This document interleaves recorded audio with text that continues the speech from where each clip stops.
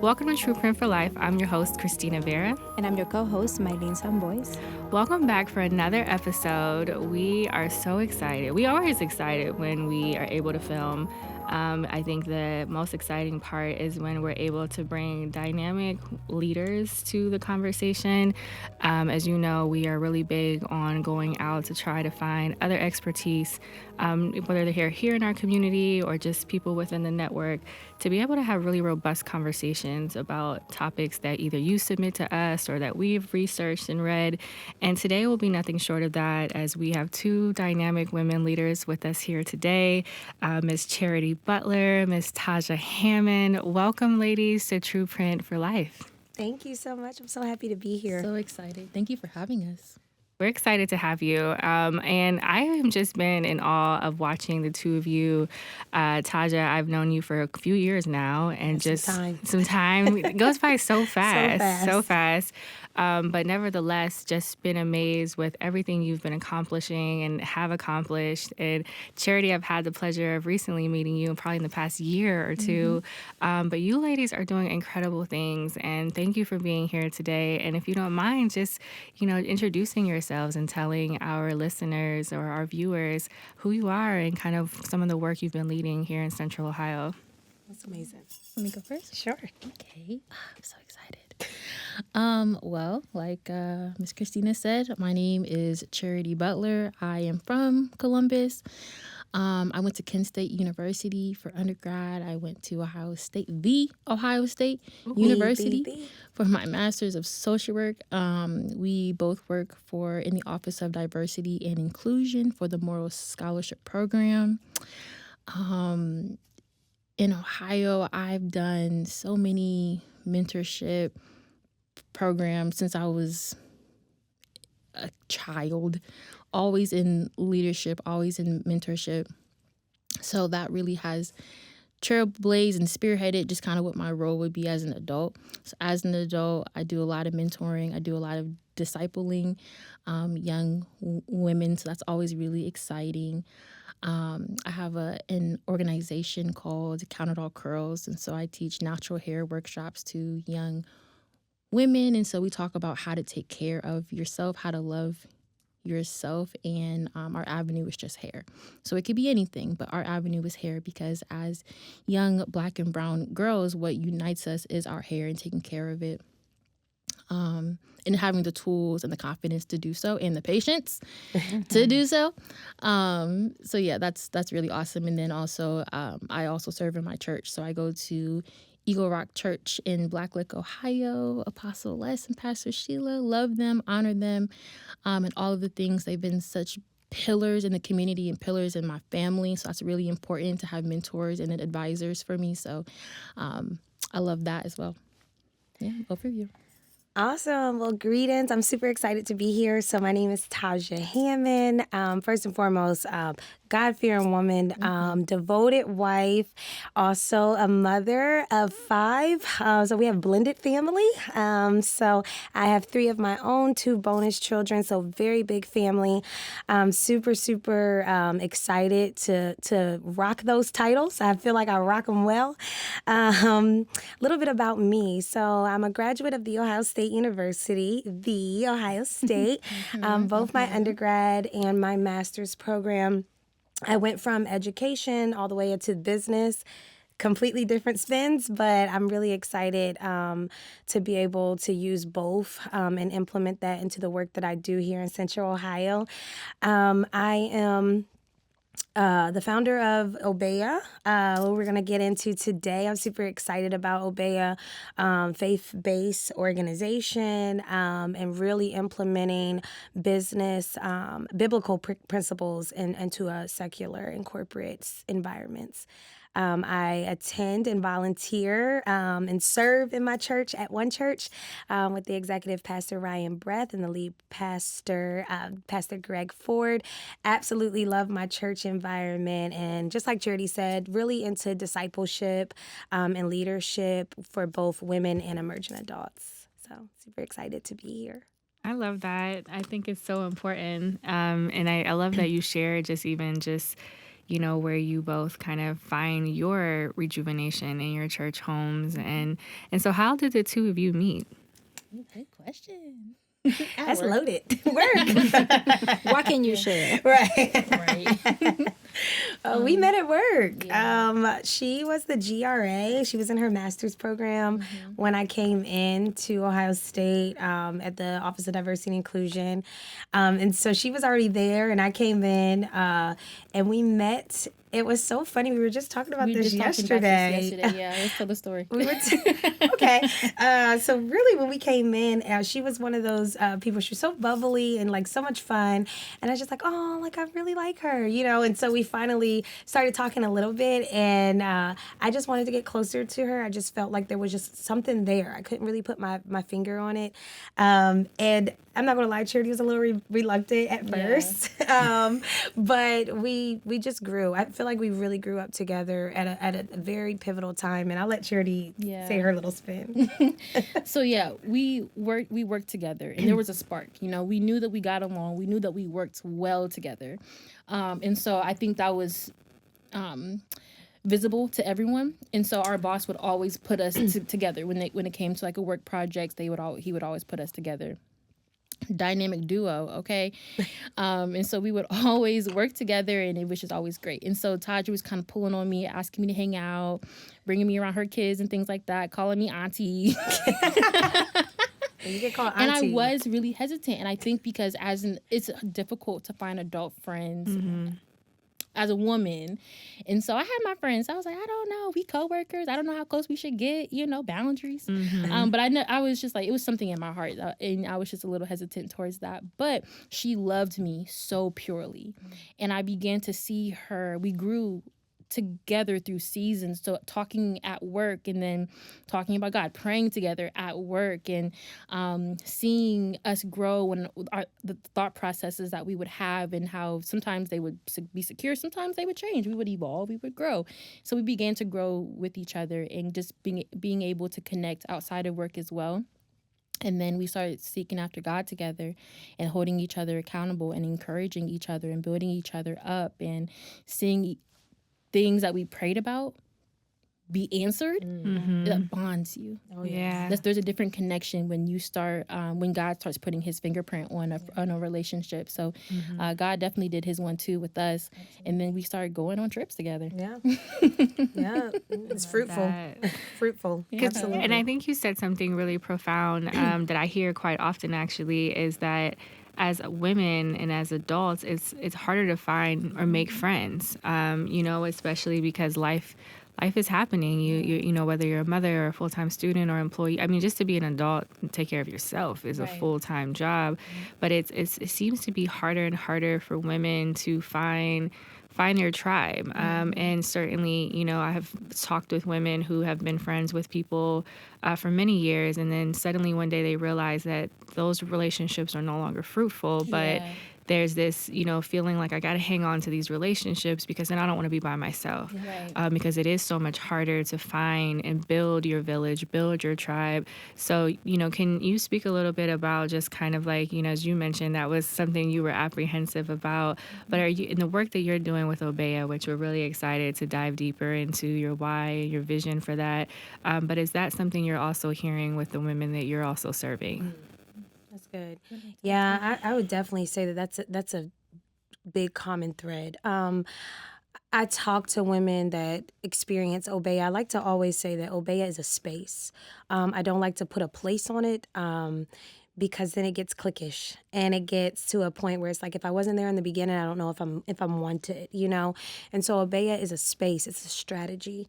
And I guess what I've noticed is women do have difficulties in cultivating relationships where it's almost as if we're so nervous to jump in because we don't know what to expect. We don't know, like, if this is going to be a long-term thing. Is this just going to be an event where it was so much fun and then we don't see each other again?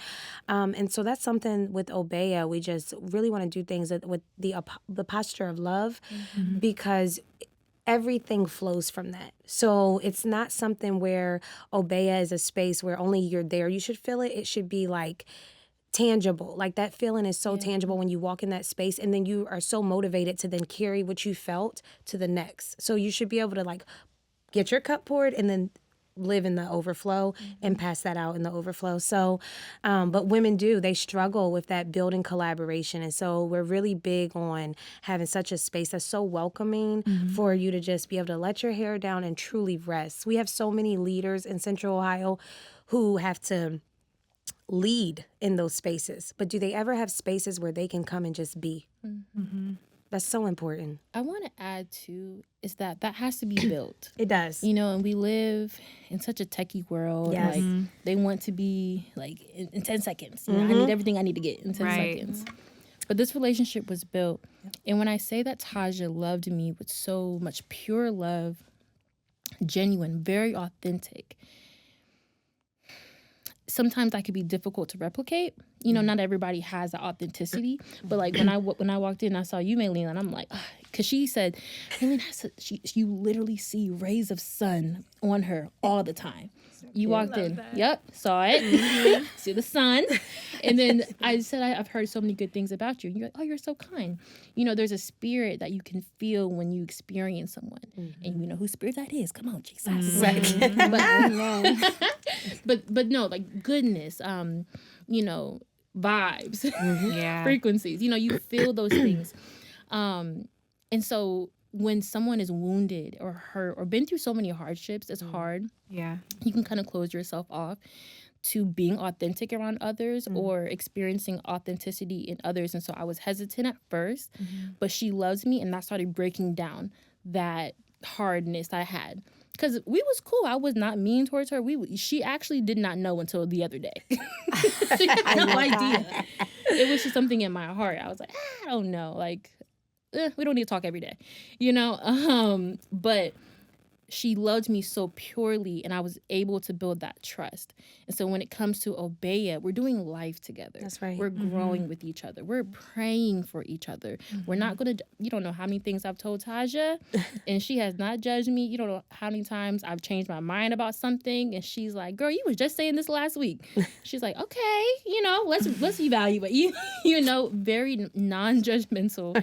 And I appreciate that space to grow and to evolve and to change my mind, to try this, to experiment, and just to switch things around. And so being able to provide that sisterhood in a community, that's really like what I aspire for Obeya. Absolutely. And I love how you guys describe each other, because it makes me, it really, we do, I mean, our friendship has been over about 15, 16 years of building. And it was built. It was built, to your earlier comment. You know, I think that oftentimes that if it doesn't happen right away, it's no different than when you're courting somebody. That's right. You know, friendships also need time to reveal themselves. They need time to, you know, marinate, to really get to know somebody. And we do kind of live in a culture and a society where it's like, oh, well, they said one thing, or they're off the list, or they couldn't, they canceled, they're canceled. Yeah, that cancel culture is, it can create where people are losing out on really good opportunities of fruitful relationships, just simply because you didn't give it enough time to really be able to authentically learn and grow with somebody. And not saying, I mean, some red flags are red flags, and you do have to be mindful of that, but I think there's also a process that has to be able to unfold, and certainly wanting to give a person the grace and the space to be themselves, and, you know, and to also be receptive to getting feedback, because I think that, you know, you have to be able to tell each other the truth, even if it's not the truth that you want to hear. Absolutely. And being, if it's coming from a place of love and understanding that this is my person, you know. And I think right around this time, when you're seeing all the Friendsgivings and all the holiday parties, and you're like, dang, I don't even have enough friends for no Friendsgiving. It's a reminder. But it's also a reminder, like, you don't need 15 friends. You don't. I think in high school, there was this, like, when you were young, you had to have all these friends. Listen, I got a solid and a possible. That's right. And I don't mean that in a disrespectful way, but there is a difference between associates, colleagues, people you might do business with, but they're for me, at least I can speak on, I don't need 15 people. I don't need to be able to throw a Friendsgiving. I couldn't even throw a Friendsgiving if I really wanted to. That didn't include my sisters. Like, you know, like if I had to really create a list, half of those people I'm going to be related to.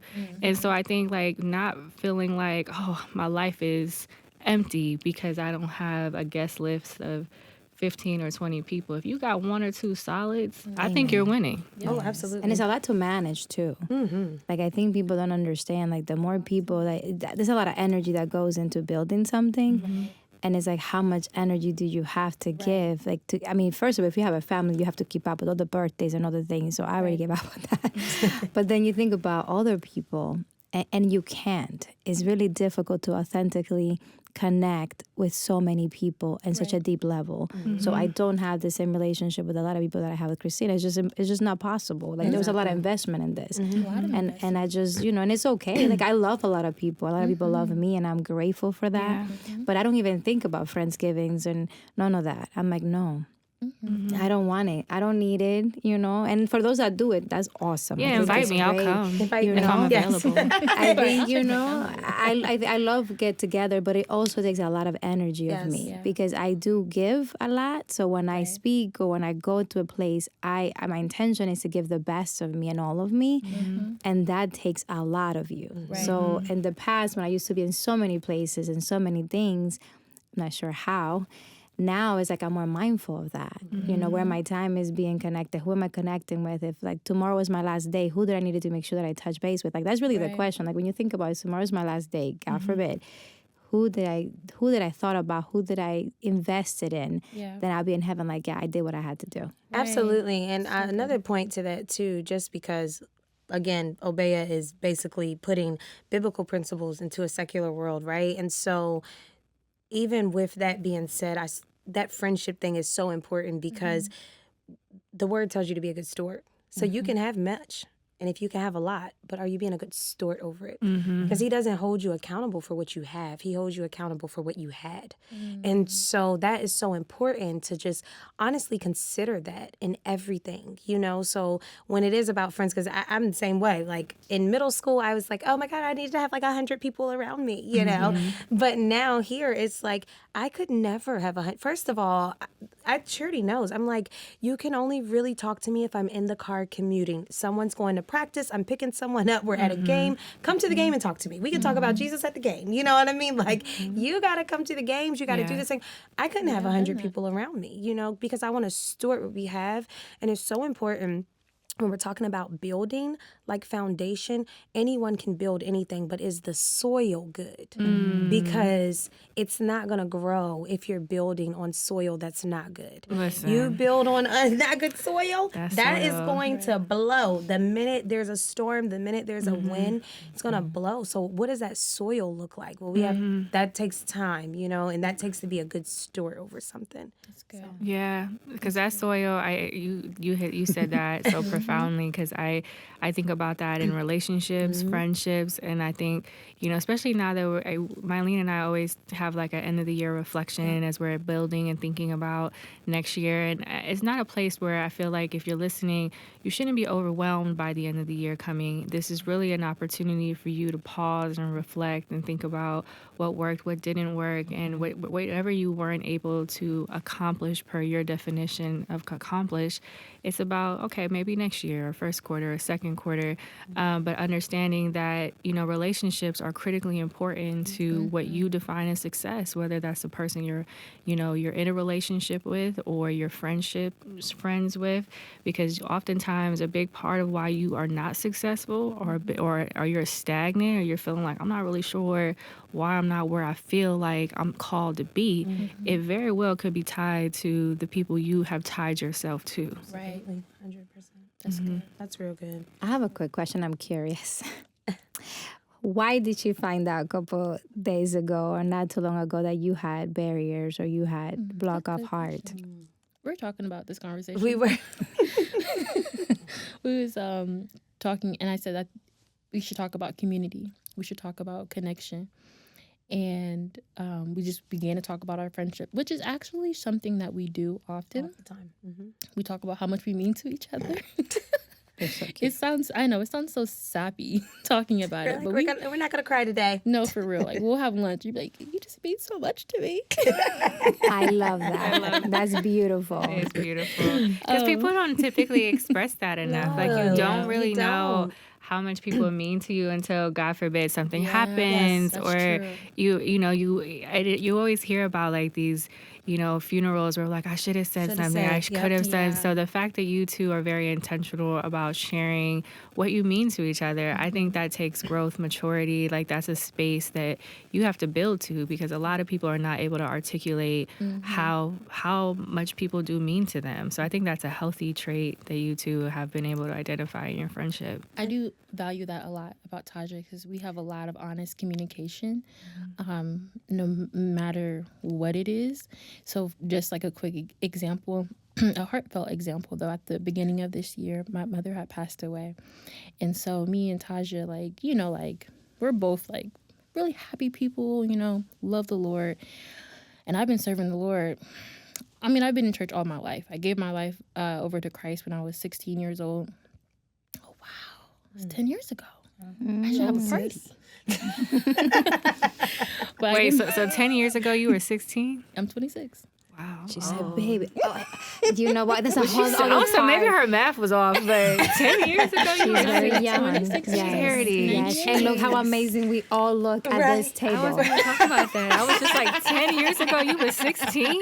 Yeah. I love that, Charity. You're so wise. I would have never Yeah, guessed. oh my She's goodness. At very that wise. age, It's the Lord. I cannot. 10 years The ago. Lord found God, me. Charity. All Bless glory your to whole God. life. Yes, Man. you're so Go ahead. much I'm sorry. That ahead just of the caught me game. off guard. I wasn't 10 years ago. You were 16.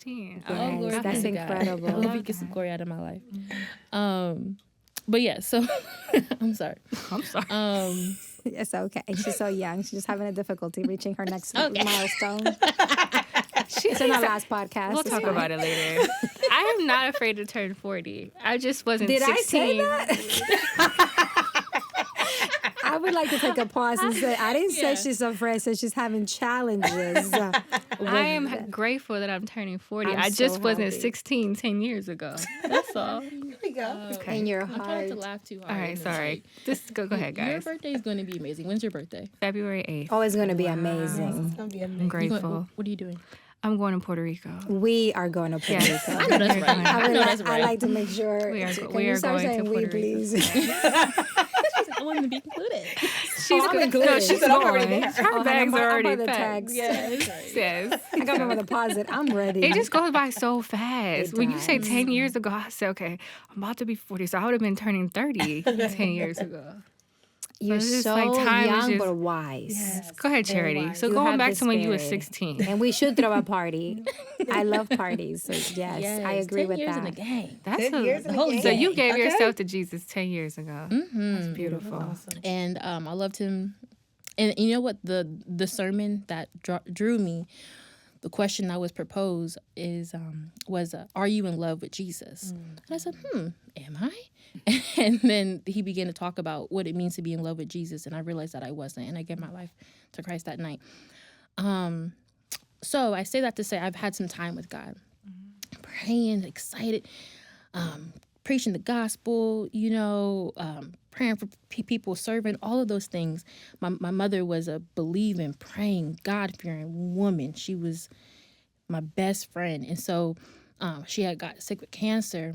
And for her, we prayed, we fasted, we did all of the things. The elders came and laid hands. We had oil. We put a prayer shawl. We did all the things that we knew to do. We believed. We had faith. I wasn't stressed. I was good. I'm like, oh yeah, she's sick right now, but she good. Like, she gonna be fine. She getting up. Reading scripture over her every day, worshiping every day. We did all of the things. So for her to not make it, it shook my world, and it shook what I knew about God. I'm like, whoa, I thought you was a healer. What happened to that? Like, we did the things. What happened? And so it just shook me. And so Taja really advocated for me. And so Taja, she wants to spend time with you. Her love language is quality time. She wants that face to face. She wants to see you, And so I pulled back a lot during that time. And I know she was like really antsy, like, how can I be there for my friend? Like, what do I do? Like, So she began to pray for me. And that was so needed at the time, because I would sit in my prayer closet and just be silent. And I knew that I loved God. Like, okay, I can't just walk away from God just because, like, I mean, I guess as believers, this is what we live for. We live to die, right? Like, we live to die so we know that we can resurrect again and be joined back with our Father. That's the whole purpose of this. So I'm happy for my mom. She made it to glory. I'm trying to follow after her footsteps. But I didn't have anything to say to God. I was very quiet. I was salty. And so Taja, her praying for me was so necessary. And I think it was in March of last year because she was in a time of her life where, you know, God was just showing up in all these amazing ways and just super exciting. She was so excited about all this stuff. And I'm mad at God a little bit. So I think it was in March of last year that I told her, and I'm like, I don't want you to think, I do not want to be a bad friend. We are in two different like points of our lives, and I want you to be completely present in where you're at and fall so head over heels in love with Jesus, because I've been there before, and that's beautiful. You're gonna need that, like, lock in, right? But I'm me and God, you know, and y'all are married. I'm not married, so I compare it to this. Like, you're in a marriage and something happened to kind of hurt or maybe betray some of the trust. But, you know, you're still married. You still got to do the things. You know, you still got to cook for that man. You still got to do the wifely duties. You know what I'm saying? Like, you still got to... Their faces. You still have to show up as a wife, right? So I feel like I still, like, that's still my God. I still have to be his daughter. I still got to be his servant. But I'm salty with him right now. And we working through some stuff, me and God. And I didn't want to, and it was darkness too. I did not want to bring darkness to her. So having that open communication of like, I am so happy for you, friend. I love what God is doing in your life right now. I'm not there right now, but I still want to support you. I still want to be there. I can't be there all the time, but I want you to know where my heart is at. That is not that I'm hating on you or nothing like that. It's truly that I want you to bask in that. And so we cried, of course. Oh, yeah. And we hugged it out. We prayed about it. Like, girl, no, I never thought that. Oh, come on, you know, honest communication. And then after that, the confession, the honesty, there was a grace, because now it wasn't the fact that, well, she has all these good things going on in her life and I don't. Right. Now it was like, we're praying for stuff for her family and God's answering them. And I still love the Lord. And so I'm like, okay, God is moving in her life. I want to be where God is. Yep. I'm not selfish. Like, no, God, you can only bless me. No, God is here. God is blessing her family. Look at her children. Look how they're growing. Look at the questions that they're asking. Look at how they're getting closer to God. Look at their marriage. Look how they're working through all these things. God is here. And I get to see it. I get to witness his glory be seen. And I was so happy to be in a time where I felt dry and a very drought season. I was seeing her fruitful season. So it was able to, from faith to faith, her life increased my faith. I'm like, yep, look at God. Yep, God is good. Yep, God is good. And so it's really saved my life. I needed that. Wow. I'm not going to cry today. That's beautiful. I guess to piggyback off of that, my biggest thing is I always see on social media, and I never can quote it on time, but it really does depend who's in your circle, who's praying for you. When you talk about servant leadership, it's a lot of leaders, but are we serving, right? And we talk about servant leadership. You get more of a blessing when you just serve. It's not even about you. And when we had that conversation in March, you know, Charity did come to me and I think I just have to apologize. I'm being a really horrible friend. And I'm looking at her like, you know, well, why do you say that? You know, and I was able to then give a rewind for her to say, Charity, listen, in January when this happened, right, I knew without even asking her, I knew it was hard for her to pray. I can't say I knew from experience, but I just could not even imagine, right? And so I said, okay, I know it's hard for her to pray. My personal goal, I was trying to get into the gym, you know, so I was like, I try to get my waist snatched, and it's hard for my friend to pray, so what can I do? Because I have a big family, you know, I have a big family. I don't have the huge house yet. It's coming. Amen. I don't have the huge house yet, so I didn't have like a prayer room. You know, I'm like kind of crunched up in the laundry room. That wasn't it. So I was just like, no, what I'm going to do is I'm going to get up every morning at 4:30, I'm going to get in my car at 5, and from 5 to 5:30, I'm going to intercede for my friend because she doesn't know how to pray right now. I want to pray for her. I want to step in her behalf. And I literally was talking to God and just asking God, like, I'm praying for my friend. This was not praying for me. It was not praying for what I had going on in my life. It was more so just every morning praying for my friend. That's it. That every morning praying for my friend on the way to the gym. And what I realized is every morning I was doing it, I was so committed to it that just by default, the discipline and the habit was created for the fitness journey, you know? And so it became easier because it wasn't easy because I wanted to go. It's never easy to lift weights. It's never easy to go cardio. Like, it wasn't that I was hungry for that. I was hungry to get in my car to talk to God. You know, I'm like, no, I have a meeting with him.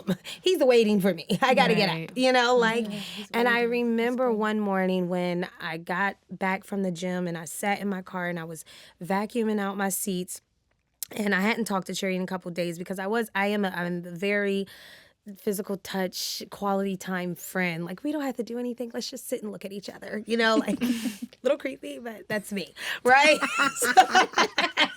I love the honesty. I love it. Everybody has somebody. Everyone has, you know, I'm somebody's vibe, right? So thanks, friend. Right. She's everybody's vibe. I think people really love her. They love her. They do. So I was in my car and I'm vacuuming and I hadn't heard from Charity, and it was a voice memo that pops up. And so I had, I pushed play, and the first thing she said was, listen, I don't have the words. And it's a voice memo, but I'm in my car and I'm vacuuming. I'm like, I know you don't. I've been praying. I'm like, would you just shut up? You can't hear what she's saying. You know, you're talking back. But she's saying everything that I had already known. And what that showed me, it's through intercession. It's through serving. It's through praying for others. Like, really, like, analyzing your circle and like literally intercede for your tribe. Like, and not cover their family. Amen. No, like, intercede. Like, I don't know the thoughts because you created her, and I don't know her thoughts, but whatever they are, like, cover her, you know? And that right there, when I was able to tell her that in March, when we had that conversation, there was a sense of grace. And I believe it was a burden lifted off for both of us because it was almost like, wow, you know, you were still concerned about our friendship, and that I don't even think personally I could have been in that space, like, concerned about a friendship with that going on. And then she was able to see, wow, like, you was like, you know, hard in the paint for me. You know what I mean? Like, you like laying on your face for me. You know what I mean? And I felt like from then, our friendship grew from like, okay, this is not my friend. Like, this is my sister. Like, you know, like, it grew because it was like, this is a bond that can't be broken, you know? So, And what she doesn't know is, a few years ago, I was praying. I said, God, I need some friends who are going to pray for me. Because that's my love language. It's prayer. Like, what you can't control, God can control. And you asking God to move on my behalf, come on now, that's love. Right? And it was just very common for people to ask me to pray, or for me to pray, like, hey, let me pray with you, you know. But for to someone to pray for me even when I'm not around, that's love. Right. Wow. It's like watching like the two of us at some point, right? Like, when I hear them, a lot of their things are I feel you guys are, I mean, your friendship is beautiful, but you're going to be so successful. One, because you have God in it, but because you're pure, because you intentionally care about each other. You know, I can see it, right? It's like hearts blowing from here if you had emojis. I love that. I love that. It's so sincere. So did you guys decide to open your love to other women? Is that how this wonderful concept came to life? And before you answer that, we're going to take a small break, and we're going to come back and do our second segment. So this is a 2-part segment for our listeners. So if you're hearing this message right now, I'm sorry you have to wait about a week or so until you hear the second half of this amazing conversation. But we will be back in just a few moments. But here at True Print, every time we do close up an episode, we always like to leave with a mantra. And so our mantra is, it's bigger than you. So we will close out this segment of the episode with It's Bigger Than You, and then we'll be back just momentarily. So it's bigger than you. I love you so. Thank you so much for listening today. We're excited and we hope that you follow us on Instagram, True Print for Life, YouTube channel, also True Print for Life. And make sure that you share, like, watch our videos. Make sure that you follow us on all streaming platforms.